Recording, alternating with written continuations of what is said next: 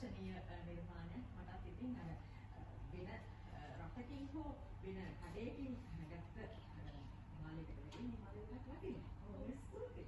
ඉතින් බොහොම ලස්සන නිර්මාණ රාශියක් තියෙනවා ඔබගේ නිර්මාණය නිසා. අපි විශේෂයෙන් අද කතා බහ කරන්න සූදානම් වෙන්නේ මේ මාළ සම්බන්ධයෙන්. මම හිතන්නේ අපේ රටේ අපේකම මේ මාළවල තියෙනවා නේද කියලා. ඔව්. මම මුලින්ම ස්තුතියි කරනවා යන අවස්ථාවට ආරාධනා කරනවා. මම ස්තුතියි.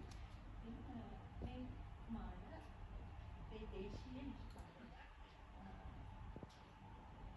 අපිට දැක්කහම අපේ ස්පර්ශයෙන්ම කියන්න පුළුවන් මේක අපේ දැක්ක. අපින් දෙයක්. මේක තමයි ශ්‍රී ලංකාවේ අපේ අත්කම් නිර්මාණ ශිල්පයෙන් හිතනවා ඕනම කෙනෙක්ට මේක ඉහළම අවස්ථාවක්. ඒත් එක්කම මේක මගේ නිෂ්පාදනයම ඉකෝ ජුවෙල් කියලා තමයි නම් කරලා තියෙන්නේ. ඒක ඉකෝ කියන්නේ පරිසරකාමී ඒත් එක්කම මේක දැව නැත්නම් ලී වලින් තමයි නිෂ්පාදනය කරන්නේ.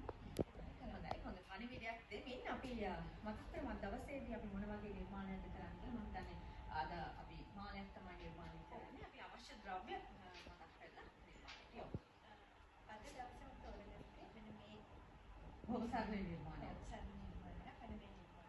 ඉතින් මේක නිර්මාණය කරන්න මෙතනදී ඔබට කියා දෙන්න පුළුවන් සුළු කොටසක් මේක නිර්මාණය කරනකොට.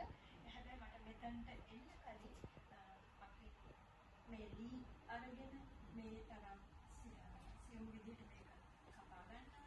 ඒත් එක්කම හැඩතල ඇඳගෙන මෙන්න මේ විදිහට නිර්මාණය කරගන්න ඕනේ. අවශ්‍ය රූප කියන බ්ලොක් එකක් හදාගන්න. මේක අපිට ඕනේ කරන හැඩතලයක් මේ තියෙන්නේ ඒ වගේ තවත් හදාගන්න මානවල හැඩතල. ඉතින් මේ තියෙන්නේ වගේ විදිහට හැඩතල. ඉතින් අපිට පුළුවන් මේ විදිහට බ්ලොක් එකක් අරගෙන හදලා ඒ ටික